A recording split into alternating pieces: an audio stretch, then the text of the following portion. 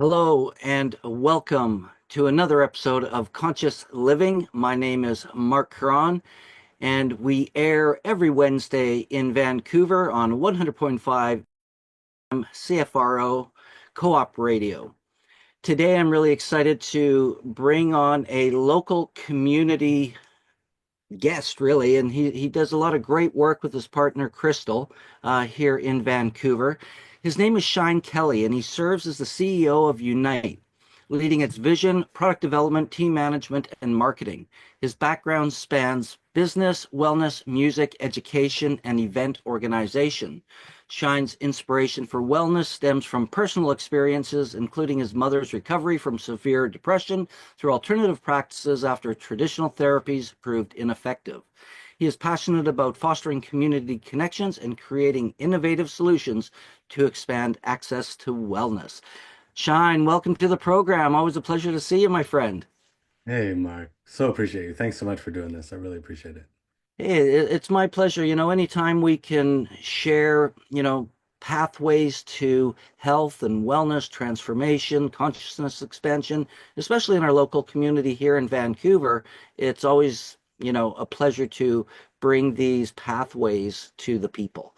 And I know that you and Crystal do so much great work in the local area, and, you have a reach globally as well that I thought it would be a great opportunity to have a conversation around the work that you're doing and let people know if they're not already aware of the work you're doing with Unite, different ways they can explore different modalities for wellness. So, Mm. maybe you can start by telling us a little bit about your story.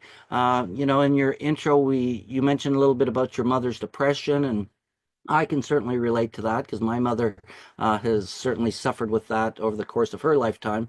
But maybe you can tell our audience a little bit about your story and how you got onto this pathway to healing. Oh, thanks, Mark. I so appreciate you and Andrew and Conscious Living and Michael here and just everyone who's doing this. I really, really appreciate you reaching out and having me on. Um, Gosh, my story. So when I was 15, my mom became very depressed. My father passed away. She was a is a PhD psychologist, had money, access to the best everything that money can buy, and nothing was working. Talk therapy, pharmaceutical drugs, everything was falling short. She was just kind of stuck in this space, and it wasn't until she sort of moved away to her hometown, found this alternative therapy called the Journey. Most people, especially back then, would look at that and just dismiss it as woo woo. Oh, that'll never work, whatever, whatever.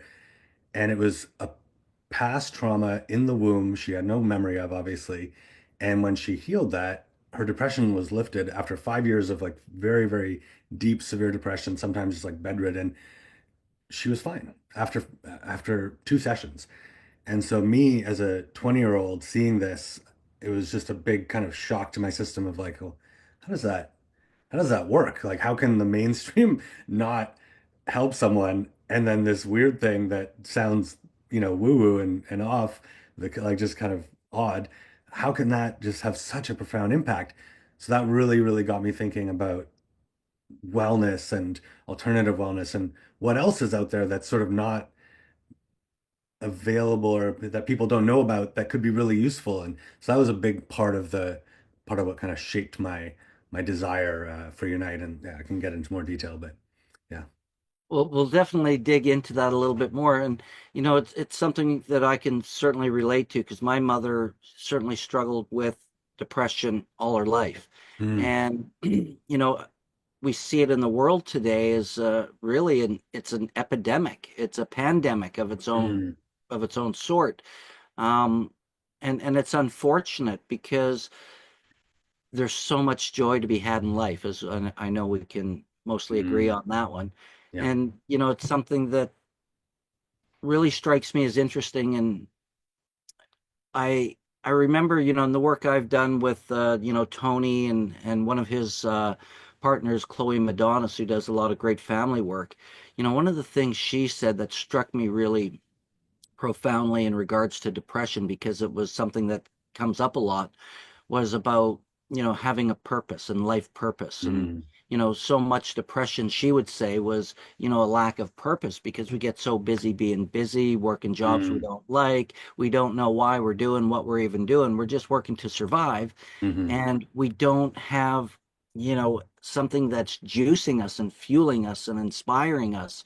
And I know that, from in my mom's case, whenever she was called to go help someone, all mm, of a sudden she had purpose and she had clarity and she'd have energy. And all of a sudden, this depression that was kind of clouding her all the time just seemed to disappear.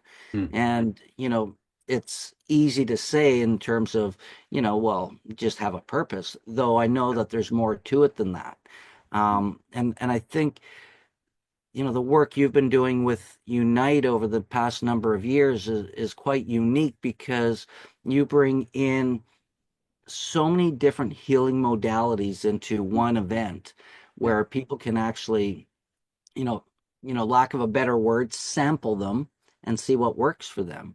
yeah. Um, and I think this just kind of begins the conversation we're going to have today, in terms of the work that you're doing and maybe what you've maybe have seen to be really impactful. Is do you see patterns in different things that help, different um, illnesses, chronic illnesses, or things of that nature? Maybe you can tell us a little bit about that work you're doing and what you're seeing in that. Hmm. Interesting. Yeah, I don't really follow on that path of I don't have a good understanding of what's working for what people right now. That is one of the things I want Unite to do, is to have an AI that can learn both from all the science and the studies and everything, on the internet that exists, and stack rank it, and learn what's most reliable, etc. And then also have an ongoing learning from testimonials and what people are going through, so that in real time someone could come on and it could the our Unite platform, which is our wellness technology platform, it could recommend, say, to my mom, who would come on and say, I'm feeling depressed, I'm feeling this, feeling that. It could recommend something like the journey based on what's worked for other people, what the research is saying, all that stuff. So I don't have a good sense right now of what is working for people. I can talk a little bit about what's working for me, and a little bit about sort of the speed healing and the events, and why people seem to like that. Yeah, well, absolutely, because I know that there's a number of different um, you know, healers, if we refer to Yeah. them in that sense, people who are facilitating, health and wellness, and what they are doing, and what you're really seeing in terms of the impact on the people who attend your events. So we've been hosting, my partner Crystal and I have been hosting events now for over 9 years. And we like to host Unite. The name of our company, Unite, is it's all about bridging, bringing people together. So we like to always have our events be, 100-person plus size events. So bigger events. We'll always have vendors and healers there. And when we were first starting to do it, a lot of our vendors and healers were having an issue with making their money back, and they were just coming to us and saying, "Oh, I love being at your event, but I'm not really making money at the booth, and I'm not feeling like I'm connecting with the right people here." And I think it was Crystal who had the idea of, instead of, say, charging for a massage at the event, why don't you offer free mini sessions to people? So, for like 5 or 10 minutes, they can get a sense of you, they can feel what it's like. And then if they want to buy something, let them buy after the event. And you can book it right now, but use the time at the event to connect with as many people as possible in these free mini sessions. So then you can sort of book your calendar afterwards. And all of a sudden, the healers and vendors started making more money and having more impact and connecting with more people. And so we started adding this, and we came up with the name speed healing. And so we started adding this in as like a core part of our events. So we'll do 3 hours of speed healing usually before the event, and then some sort of evening activity, whether it's breath work or ecstatic dance and things like that. So I think a lot of people might not try, especially some of these newer alternative modalities. Maybe they're not new. I'm sure, energy healing, I'm sure is one of the oldest in all time. But for this culture, for this society right now, some of this is new and fringe and different. And they might not pay, $100 or whatever to go and try some energy healer that they've never met, but they will try a 5-10 minute free energy healing session with someone at the event. And then if they like it, they'll sort of buy it afterwards. And so we've had it's been really fun. The participants get to try all these new things that they might not otherwise try.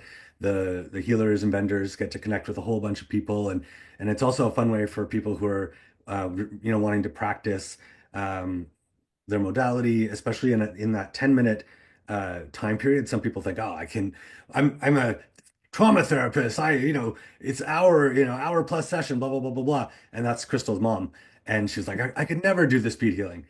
And we said, just try it. And she was so amazed at how impactful that 10 minutes could be and how it really focused the energy. And it's like, okay, let's go. There's no time for like pleasantries, like what's going on? How can I help? And just dive right in and then, do your best in the 10 minutes and obviously not like go too deep that someone's, way out of it by the end of it. But they, people are able to go deep, have real impact. And then the fact that there's all these healers in one big room, all working together, there's a nice energy around that. It really creates this beautiful vortex that is very unusual. Like you don't see that often of all these healing modalities happening at once. And we have a sound healer in the background, so it really does create a nice ambiance. And then the participants will go from healer to healer, and they tell us that the sessions really build on each other. And there's some sort of, synchronicity in the timing of each one because they get to choose where they're going. And so this one builds on that one, and it's just, yeah, it's really magical. It's super fun. Well, as you were saying that, that's exactly what I was thinking is how, the energy and I've been to a number of your events and great job, by the way. I really appreciate the dedication you and Crystal have to the work that you're doing. Mm, But the way that the energy compounds, it's like kind of like compound interest or something of that nature where everything builds on each other. And then just all the energy that's around in the room mm, because like you say, you talk about energy healing and you talk about some of these different healing modalities. I think the technical term out there in the world today is woo woo, yeah. and some people don't necessarily you know resonate with it, yet as you know and I've experienced, it works, Mm, and it's part of being open to it. And if we take a look, back to the days of, Christ and the healing hands and what mm, he would do and how that works. And I think part of it is, you know, as humanity and as people, and this is what I love about just, you calling your organization Unite, bringing people together. There's so much separation in the world today that we mm, need to have these forums and these events and these places where we can all come together as like-minded people, even if we have different opinions on different things and beliefs in regards to what might be going on in the world. But there's a fundamental core belief that brings us together where mm, we're able to, commingle our energies in a way that provides a safe, sacred space and allows for authenticity. And mm, that's the one thing that I'm seeing come to the forefront in a lot of the work we're doing these days is, you know, for people to just take off all their masks and be comfortable and feel safe to be themselves. And in my experience in your events, I see that happen a lot. mm.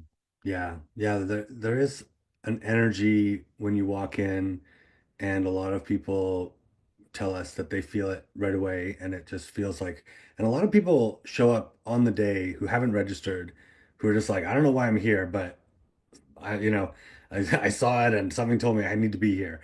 And so there's a lot of that where people are just drawn to it. And what's fun is you see the relationships that are formed, especially in the in-person events. There's so much magic from just getting a community together, and it's like all the in-between stuff.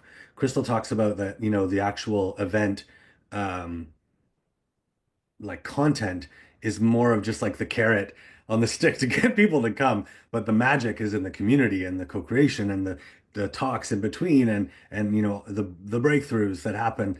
in the hallway or whatever, and the connections that are made. And we've had so many stories and met so many people like, oh yeah, I met you know through Shining Crystal, I met you at a Unite event, and it was just it feel that for me is one of the funnest parts is just feeling like like okay we're making these connections and helping people not only feel better for a day at the event, but also really hopefully enriching their lives through the connections and the yeah the different people, but also the resources because we've got a huge Facebook group and online platform and lots of different ways that we can help people. So it feels it feels really good to be able to support that.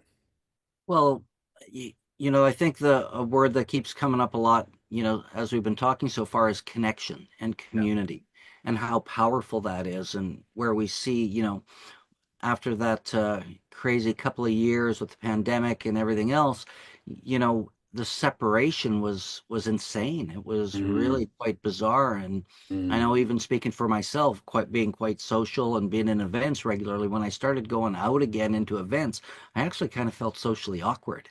It was mm, like, oh, I got to get kind of used to this again after being kind of isolated for so long.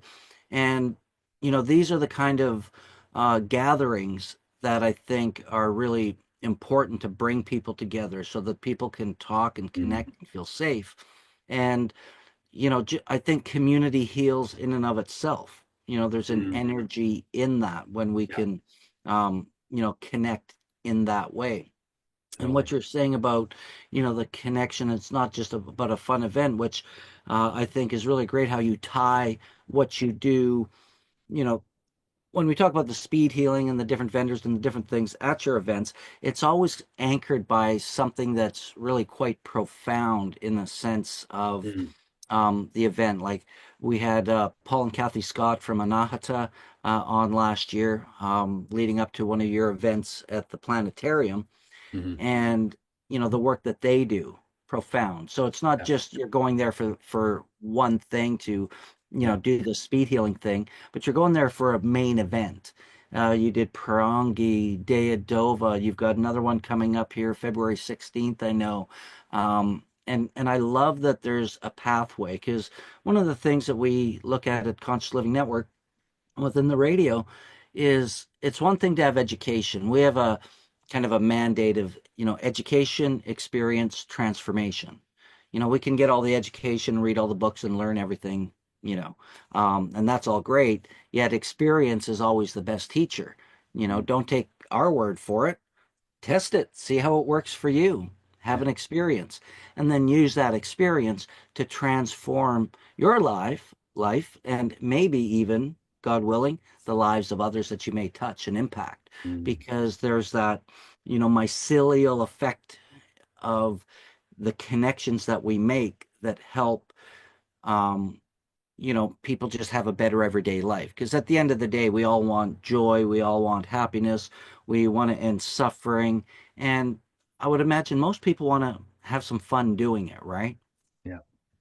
Well, it's interesting. The bigger vision for Unite and the sort of vision that's been bubbling up within me for many years since I'm 42 now and in my 20s, I mean even my later teens I was thinking about this is how do we how do we get when I started learning about all the things in the world like the violence and poverty and war and all these things, and my reaction was I want those to be different. I want to see that change, and I want to help. What can I do? How can I be of service to create this like heaven on earth that we all know is possible, that all the resources are there. It's just sort of the organization really and the mindset that's required to make it happen. And as I started to really think about, okay, what would it take? It it really, after my mom's transformation, the process was called the journey. And there's a process in there where you just feel whatever you're feeling, you feel it fully.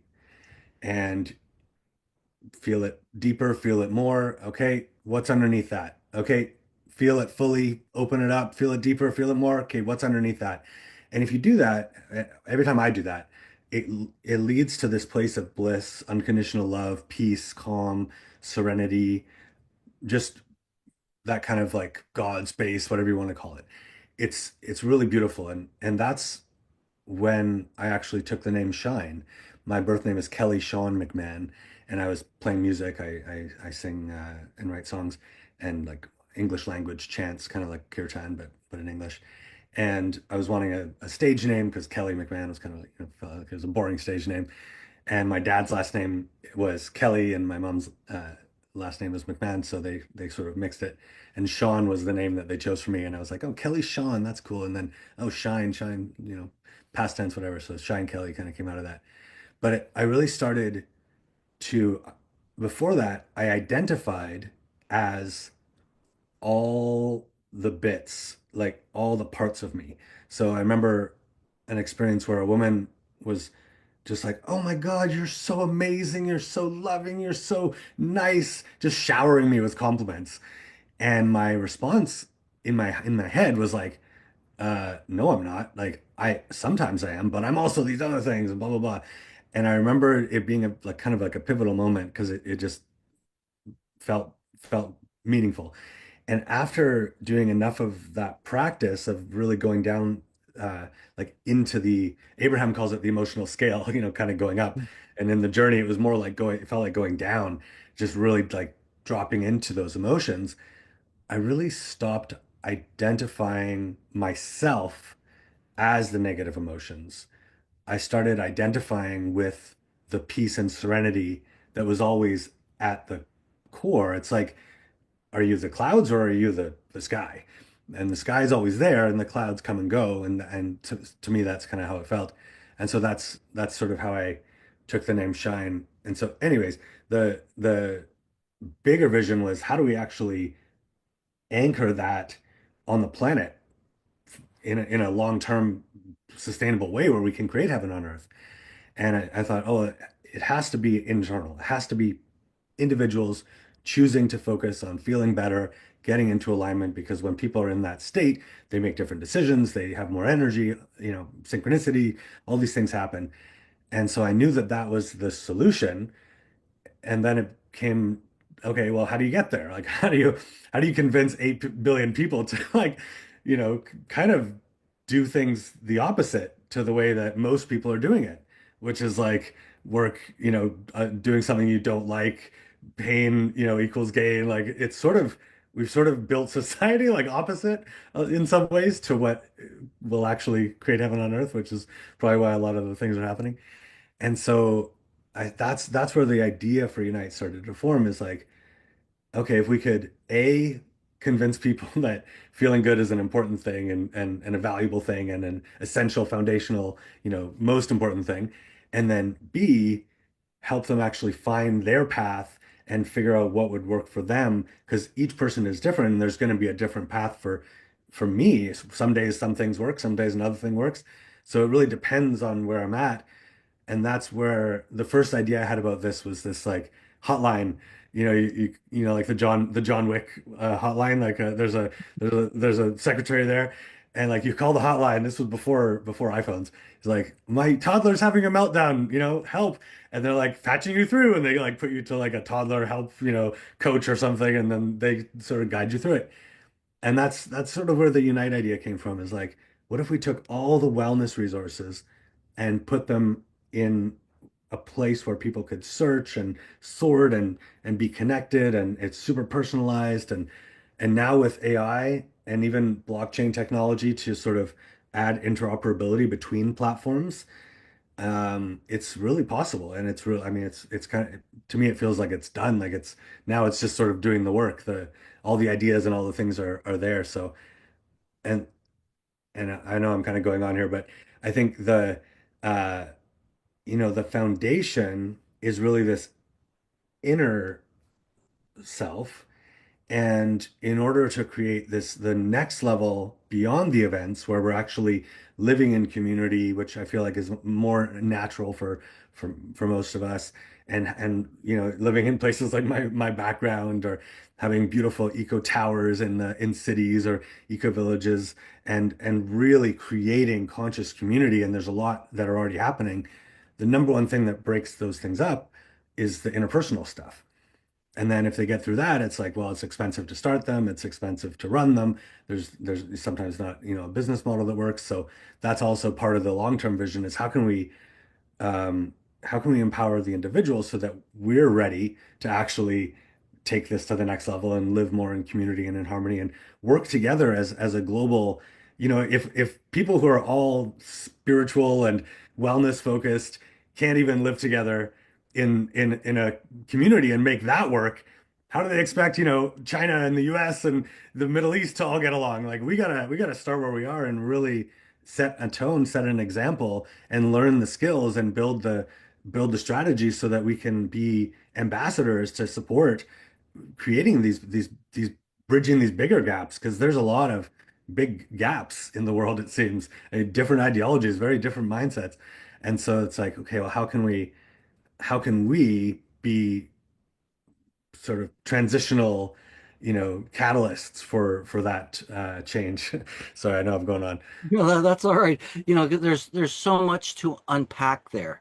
Yeah. And I think, when you talk about community, like they would used to say, it takes a village to raise a Mm, child, and people used to be much more connected than we ever were or than we are now, you know.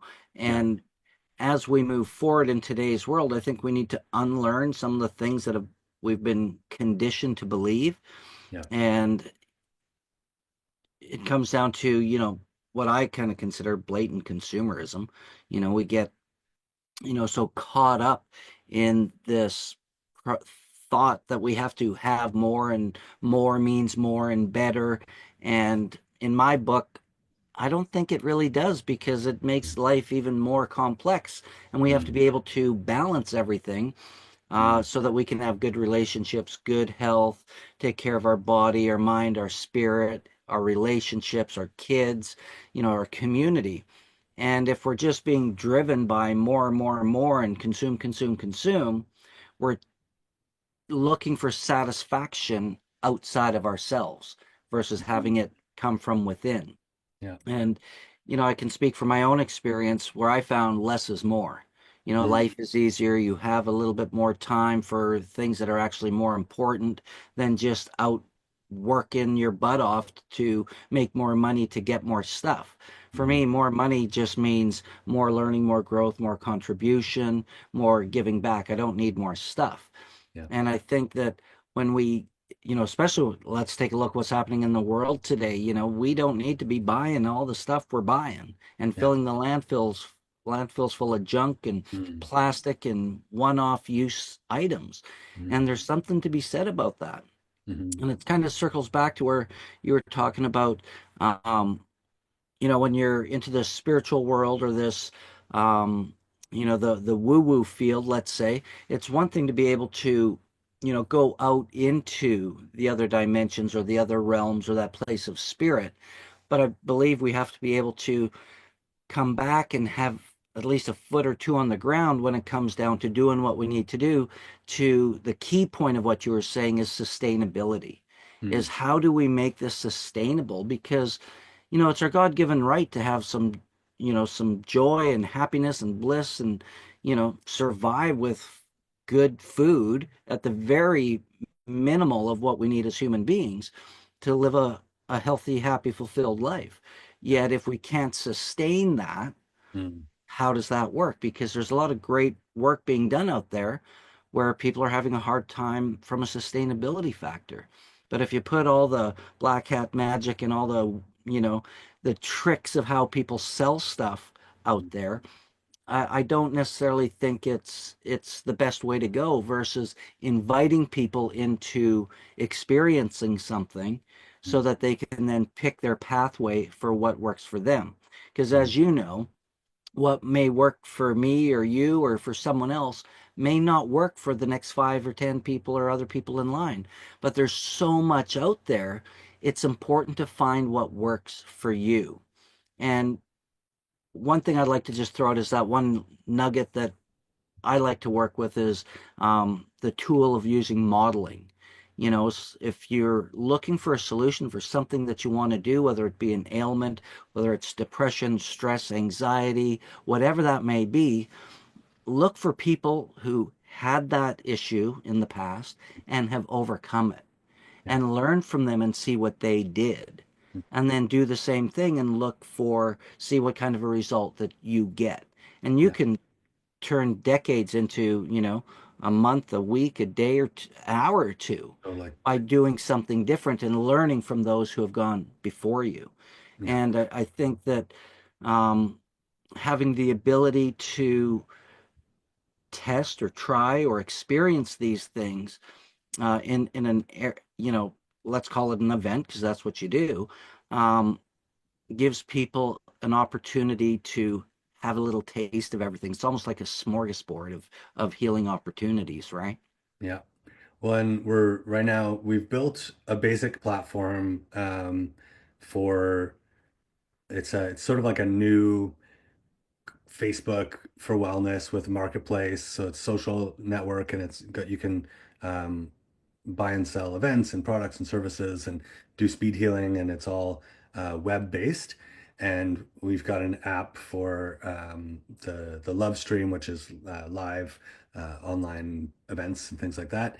And what we're working on now is the speed healing app and the AI that we're going to build into that, probably in the second version, so probably closer to summer, will start to do exactly what you're saying. It will learn from all the different personal growth and wellness resources out there. People can share their success stories and what's worked for them. And then when someone comes in and it can get to know them over time. And where do you live? What's your budget? What's your schedule like? What do you like? What works for you? Blah blah blah. Starts to get to know you really well. And then if you're, say, wanting to earn more money or wanting to lose weight or wanting to meet more people or have an illness or whatever it is, it can start to pull from, okay, who's had that problem? What were the solutions that worked for them?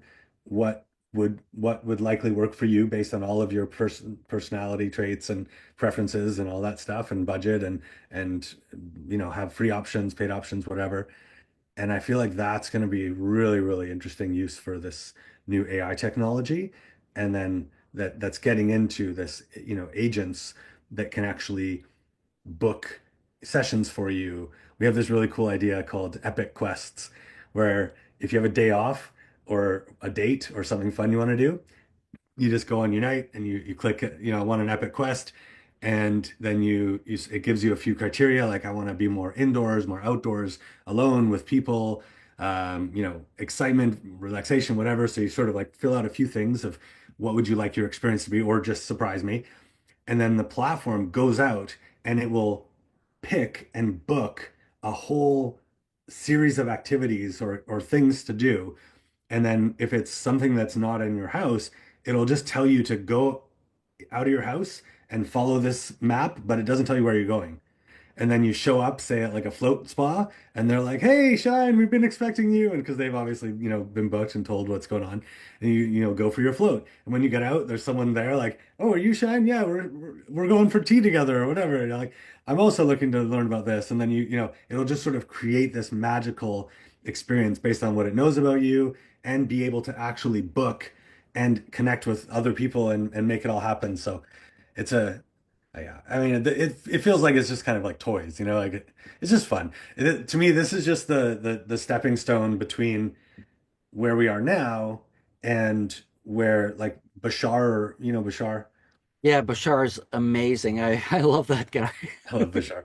For people who don't know, but who know Abraham Hicks, Bashar is like Abraham but an alien, and apparently Right. Bashar's planet is purely runs on synchronicity. That's the currency. There's no money other than just being in the right place at the right time and receiving or offering whatever you want, and everything And just sort of flows. what I love about one of the things that Bashar teaches, and when people stand up and ask him questions, it always boils down to some of the same stuff. And the thing that always strikes me the most, and it's an important thing that I use and I share with people regularly, is follow what excites you the most. Yeah. If it doesn't excite you and you're doing it because you think it's money or Right. something of that nature, and it doesn't excite you, but you're doing it for the money or you're doing it for the recognition or you're doing it for whatever your reason you're doing it, if it doesn't excite you, you're going down the wrong path, Yeah. right?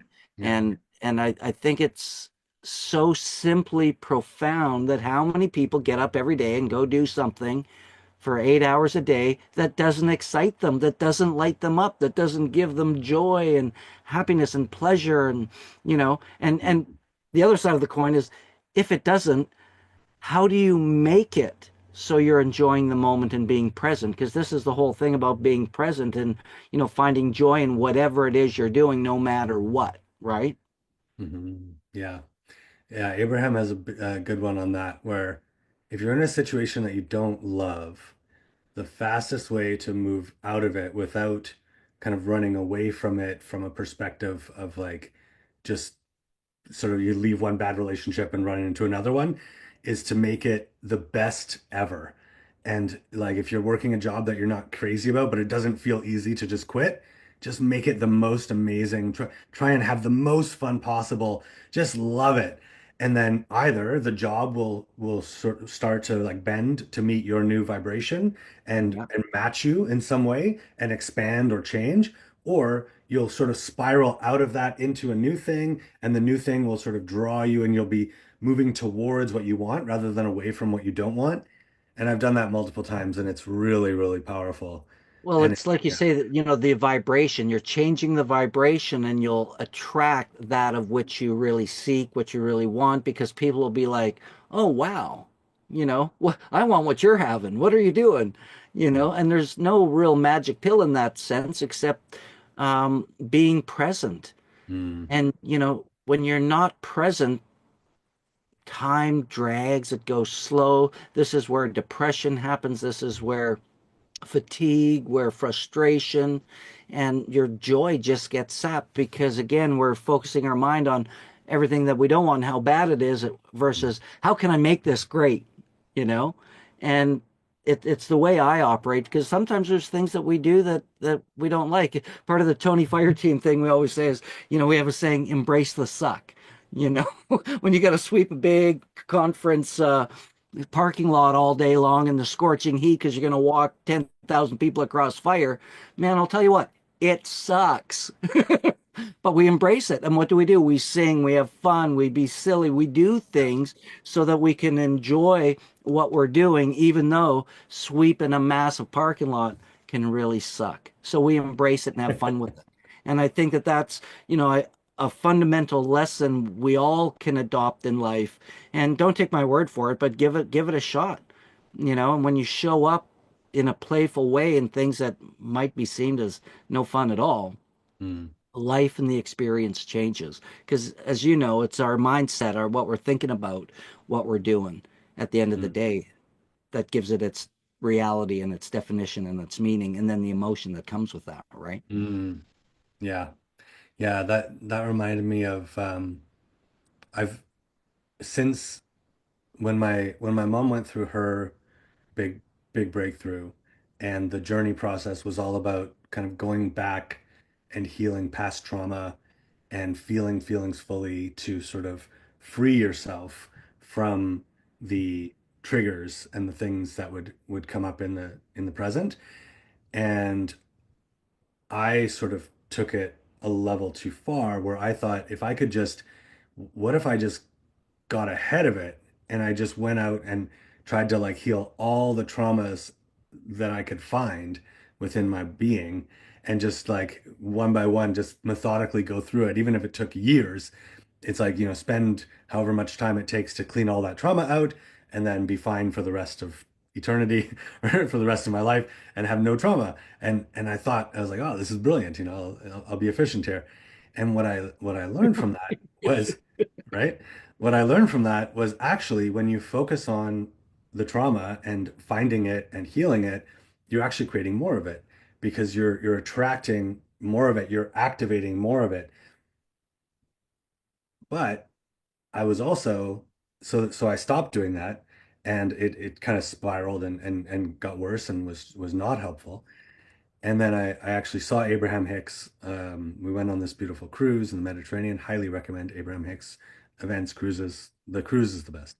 Um, so went there, had a big breakthrough of just surrendering and getting in the flow and listening to her. And but I would still come up against these triggers, and this stuff would come up. And so I would be in a really good state, but then I would come back into things that were familiar and triggering. And I would sort of, if it felt like I would even, because I was in such a high state, the trigger felt worse. And it felt like I was just hitting these brick walls of like stress and things. And so it felt like there needed to be some way to sort of release some of the pressure without activating more of it. And what I learned was, and it's ever evolving, and this might change tomorrow, but so far what I've learned is by meditating and just getting into that still, quiet mind space, and then if I can meditate to the point where my goal isn't to stop thought, my goal is to create sort of a clear space where I can receive thoughts that are coming from my higher self is the way that I put it. And so the way that I do that is by stopping thought, but not being but being really mindful of when it switches from busy mind, monkey mind, negative thoughts, whatever, to I'm not thinking this thought. I'm not trying to think this thought. I'm trying to focus on my breath, but these beautiful thoughts and feelings just start coming in. So when I hit that point, Abraham Hicks calls that the receiving mode. And so I would just start going for these walks and these drives or lay in bed or whatever. And I would just stay in this receiving mode. And it would just be simple thoughts like, all is well. I know it's coming. There's no rush. I got this. You're so smart, so brilliant, so beautiful, blah, blah, blah. Just really general positive thoughts.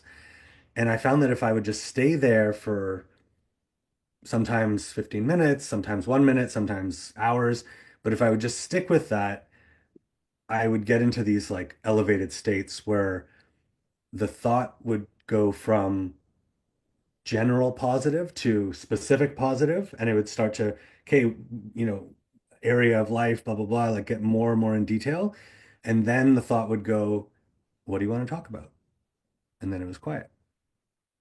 And then I could just ask questions and I would get responses that I wasn't thinking of. And so I was in that channeling state, just like Abraham and the people who channel Abraham and Bashar. And one day I thought, I kept kind of going in this cycle of I'm gonna go for a walk, go for a drive. I'd go for an hour, 2 or 3, have this beautiful, blissful experience, get right into the zone, come home, bam, like smash up against the wall of triggers. And I was like, oh, there's gotta be something here to like deal with this. So one day I was like, hey, I'm just gonna drive all day. So I just drove to Kelowna and back for like 12 hours from Vancouver, 6 hours there, 6 hours back. In a Tesla, it takes that long. Because you got I was just gonna say that was a long drive to Kelowna. yeah, yeah. And so I'm like, okay, I'm just gonna drive all day and just see what happens if I can just if all I do is just stay in that receptive mode, that state where I'm actively not thinking, but I'm just receiving. What happens? And what I noticed was somewhere before merit, I people is like Well, I two or thought I three thought it hours away. might be somewhere before hope. No. Right. No, not no. It takes me a while to get in there. So somewhere, in the country, I started receiving thoughts that were specifically soothing triggers that I had had that were sort of active in my sphere. And most of the drive for probably 10 of the 12 hours were just that. We're just sort of cleaning up, soothing. And I kept checking in. I'm like, am I because I pushed it pretty hard to the point where I attracted some not nice things. And so I was a little nervous about going back into that world of trying to like heal or clear or whatever, clean up triggers. And I kept getting, no, no, that's fine. And Abraham actually talked about that the the time to really think about the things that are the most triggering if they do need attention, if it's something that kind of, it's not going away and it just repeats and or it's just sitting there and it's annoying that it's, you're not dealing with it. The time to do that is when you're in a really good place and to kind of let yourself be guided to it. Yeah, you've got to be in a good state anytime you're going to make any key decisions Mm. or anything. We always say you'll never make your best decision when if you're not in a great state, in a great emotional place, or Yeah. if you're stressed, if you're anxious, if you're in a place of fear, frustration, sadness, overwhelm, depression, whatever it is, Yeah. it's not the best time to be making important decisions because we Yeah. don't make our best decisions at that time, right? Yeah. Well, because you're in that fearful state, and so you see the fearful outcome, and so you're going to likely make a different decision than if you're in a clear state. And Yeah, so absolutely. what I've gotten to now is if I can get into that sort of surrendered state. The first time I ever had this was I was so wound up and just triggered and going for a walk and feeling terrible. And I thought, you know what? I give up. Like, I don't know how to do this. I don't know what to do. This isn't working. I'm just gonna not do anything. I'm just gonna surrender. And when I just surrendered and I thought, I'm not gonna try and meditate, I'm just gonna do nothing. And I'm just gonna absolutely surrender, not think, do nothing, not try. And that was my first experience of getting into this sort of flow state and having these triggers sort of like move through my body and naturally kind of release to the point where I got into this elevated state and felt really good. And now what I'm going through is in every moment I try and just be in that surrendered state and be open to what wants to happen. And what's been happening lately is a lot of deep like breath work and healing. And it's breath work that's the it feels like crying, but there's no tears. It's like deep uh, crying, breathing, basically. And it's just moving through a lot of these old emotional things. And it's not me trying to heal them or thinking that I need to heal them or whatever. It's just me, okay, I'm going to surrender. All right, what wants to happen? And allowing it to happen. And I realized that it's different because before I was trying to go after it and I wasn't paying attention. It's before it's kind of like I wanted to get somewhere. And so I thought, I'm just going to floor it the whole way. I'm just going to full gas the whole way there and not pay attention to my surroundings, not care where there's a turn coming up. Of course, I'm going to crash. Whereas being in that surrendered state, it's like, okay, I'm going to be guided. I'll know when it's the time to get into this deeper breathwork stuff and when it's the time to not, and when it's the time to focus on this project and when it's the time to focus on this project.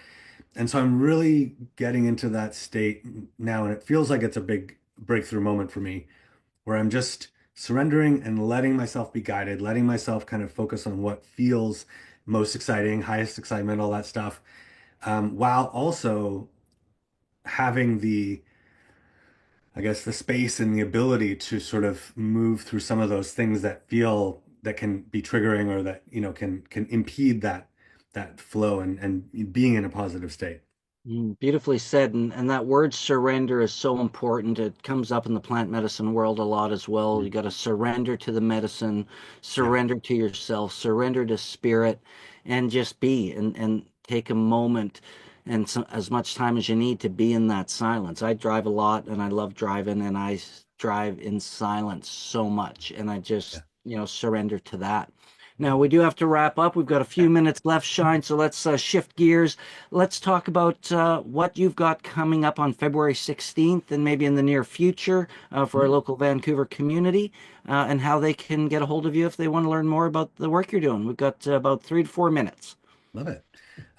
So February 16th, St. James Community Square, Kitsilano, 2 p.m. till 6 p.m. We're doing speed healing, and you can come just for the afternoon or buy a full day ticket or just come for the evening. The evening is going to be a mixture of I'm going to play a few songs, so we're going to chant together and get the energy really vibing. We have a beautiful cacao ceremony with Anki and Miriam from Sacred Mexico. Big shout Love out to them. Anki. They're amazing, Anki amazing. and Miriam are fantastic. Yeah. Yeah. And then we're actually going to be doing the first ever flow state workshop, which is exactly what I've just been describing, which is very synchronous, because I wasn't it wasn't a part of a pitch. So we're going to sort of go through and lay down or sit and get comfortable and practice surrendering and just see what it feels like. And I'm going to do a few guided processes so you can really feel the difference between when you're trying to meditate versus in that surrendered meditational state, which are very different, versus the monkey mind and all that stuff. And I think it'll be really, really helpful for people.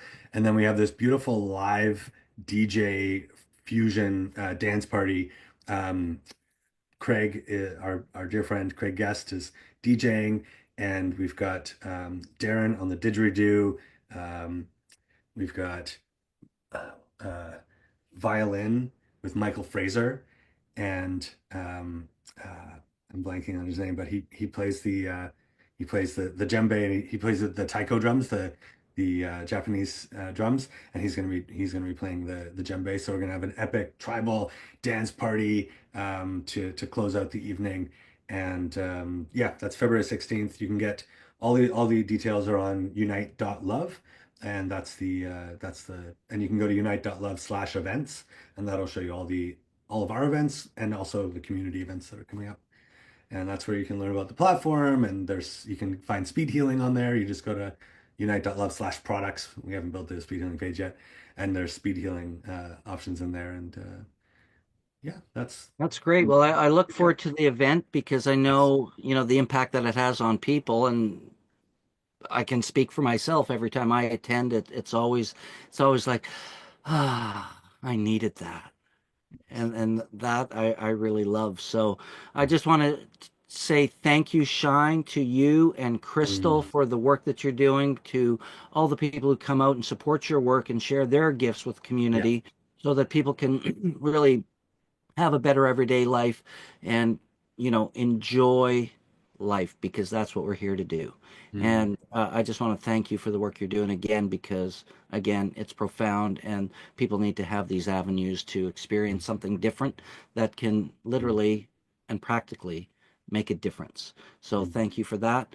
You've been listening to Conscious Living Radio here on 100.5 FM CFRO in Vancouver. My name is Marc Caron, and until next time, take care of each other, everyone.